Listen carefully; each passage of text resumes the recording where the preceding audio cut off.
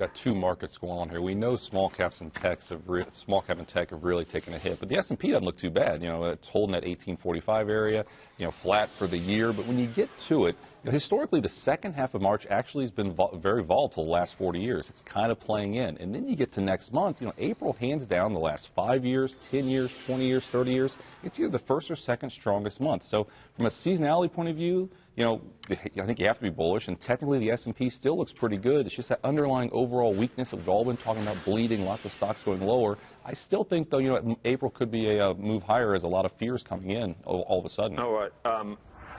You saw what, I mean, I've just seen a few, like, maybe warnings. You saw Twitter. I don't know what's going on there. It's, like, down a lot. Have you looked at Twitter? No, I haven't. Killed. We should look at that. Biotech got a little frothy. It's down.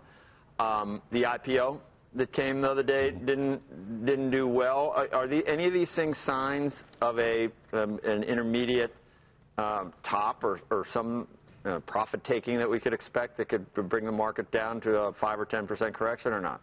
Sure, absolutely. When you combine them all, it could very well be a 5 or 10% correction. The important thing to remember, though, you know, I know coming on last year with you guys saying, you know, things look good, be bullish. It looks like 1995. This year, kind of to me, looks like 2004, a big 03, and then 2004 was just a sideways, choppy market. Really, only about a 10% correction is the biggest thing we had. Frustrated bulls and bears alike, and then by end of the year, we resolved higher. You know, and that's kind of what we're starting to see this year. And you know, getting the sentiment at Schaefer's, we look at price action with sentiment. The AAII poll came out yesterday. You know, lowest number of bulls in 2 months. People are starting to get worried. But the thing I really like, we look at the total short interest in all the S&P 500 components. Just recently, the data that just came out, it spiked to the highest level we've seen since September 2011. Now, in other words, there's a lot of shorts out there. Now, are those straight bearish bets? Are those hedges? You know, regardless, to me, there's a lot of short interest out there. And historically speaking, at least in the last 3 years, when shorts get that high, those are actually been buying opportunities as the shorts can unwind and, you know, create a bid and push the market a little bit higher.